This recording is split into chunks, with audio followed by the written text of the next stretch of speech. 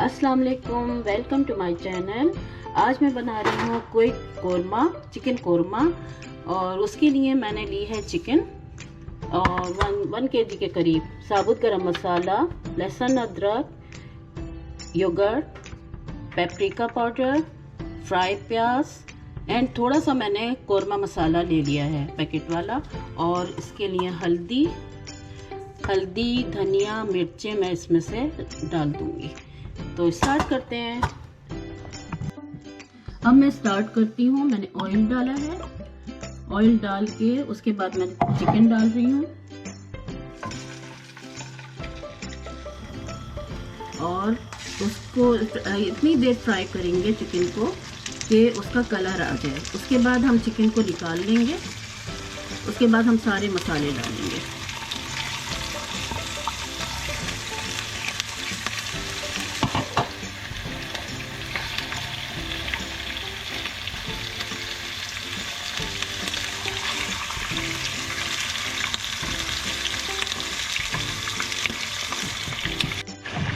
अब 5 मिनट बाद मैं निकाल रही हूँ क्योंकि चिकन में कलर आ चुका है और थोड़ा सा इसका पानी खुश्क हो जाए तो फिर मैं ये चिकन निकाल के अलग रख लूँगी। उसके बाद इसी में ही मैं चीज़ें डाल दूँगी।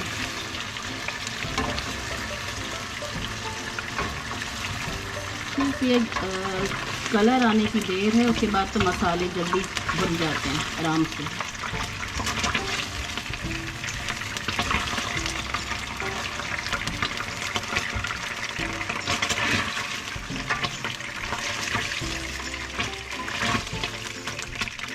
मैंने निकाल ली है। अब मैं इसी कढ़ाई में लहसुन अदरक डालूंगी और उसको भूनूंगी। उसके बाद थोड़ी देर बाद मैं इसमें थोड़ा सा पानी डाल दूंगी।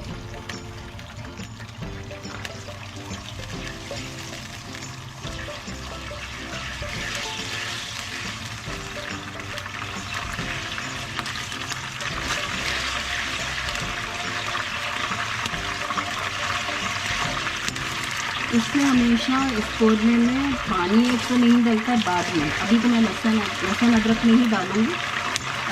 इसके बाद जब चिकन डल जाएगी, मसाले डल जाएंगे तो पानी बिल्कुल नहीं डालना है क्योंकि दही डाल के हम उसी का पानी निकलेगा। थोड़ा सा पानी डाल देंगे। अब साबुत गरम मसाला डाला। साबुत गरम मसाला डाल के थोड़ा सा भूनेंगे।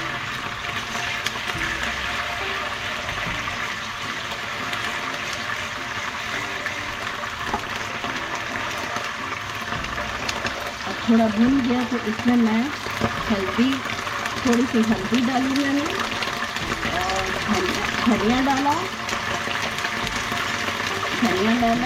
और कुछ लाल मिर्च डाली और देगी लाल मिर्च थोड़ी सी डाली। ये डाल के हम भूनेंगे अच्छी तरीके से।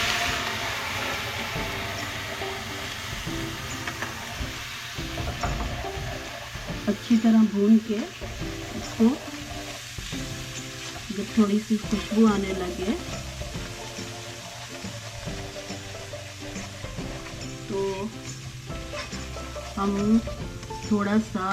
मैंने थोड़ा सा कोरमा मसाला भी लिया है, वो भी मैं डाल दूंगी। पैकेट वाला कोरमा मसाला है थोड़ा सा, ये भी मैंने डाल रही हूँ इस पर।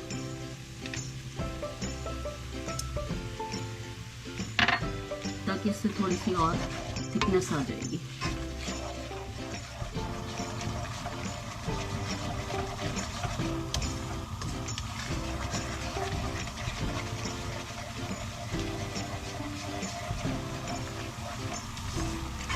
ये थोड़ा सा मसाला भुन गया है तो मैंने ये दही बीट करके रखा हुआ है, ये मैं डाल दूंगी इसमें।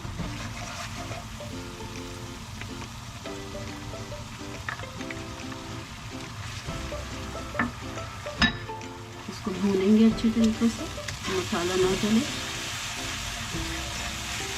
भून के हम थोड़ी देर इसको रख देंगे। अच्छा, अगर आप चाहते हैं कि अच्छा वाला कोरमा बने, दानेदार वाला, तो फ्राई प्याज को कभी भी ब्लेंडर में ना पीसें, اور پانی ڈال کے نہ پیسیں، پانی اور دہی ڈال کے بس ہاتھوں سے کرش کر لیں اس کو فرائی کر کے، تو وہ اس سے دانے دار قورمہ بنے گا ہمیشہ.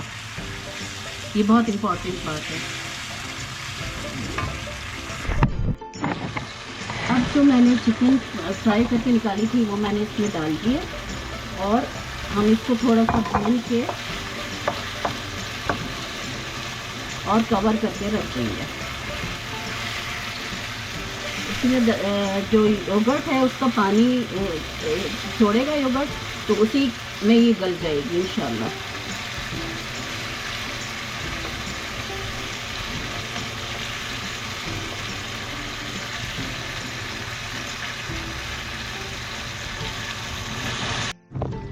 اب یہ تھوڑا سا پانی خشک ہو گیا ہے چکن کا، قورمے کا، تو میں ڈالتی ہوں وائٹ ونیگر تھوڑا سا. میں ہمیشہ اپنے قورمے میں وائٹ ونیگر تھوڑا سا ڈالتی ہوں، اس سے کیا ہوتا ہے کہ چکن ٹوٹتی نہیں ہے. اب میں نے یہ ڈال دیا، اور اس کے بعد تھوڑے سی جائفل پاؤڈر اور گرم مسالہ پاؤڈر اس میں ڈال دیا، کیونکہ چکن تقریباً گل چکی ہے. تھوڑا سا گرم مسالہ ڈال دیا. تھوڑی دیر ہم اس کو ہلکی آنچ پہ رکھیں گے. آئل اوپر آ جائے گا تو ہم فرائی پیاز ڈالیں گے، اور وہ اس کے بعد پانی تو بالکل بھی نہیں ڈالنا ہے آپ لوگوں کو. میں ابھی ڈھک کے رکھ رہی ہوں، اس کے بعد پھر میں آپ کو دکھاتی ہوں. اب تقریباً آئل اوپر آ چکا ہے، تو میں اب اس میں کریش پیاز ڈالوں گی اور ہلکی آنچ پہ رکھ دوں گی. یہ میں کریش پیاز اس وقت اس لیے ڈال رہی ہوں کہ مجھے ابھی سرو کرنا ہے لنچ میں، اور اگر آپ لوگوں کو شام کو سرو کرنا ہے اور قورمہ بنا لیا ہے آپ نے، تو ہرگز فرائی پیاز کرش والی نہ ڈالیں، اسی وقت ڈالیں جب سرو کرنے والے ہوں. تو یہ بہت اچھی ٹپ ہے جس سے بہت اچھا دانے دار قورمہ بنتا ہے. تو بس یہ تھوڑی دیر 5 منٹ بعد میں اس کو نکالتی ہوں.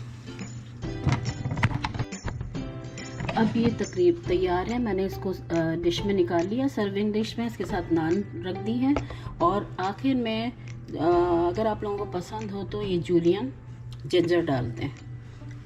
مزیدار قورمہ تیار ہے. اللہ حافظ.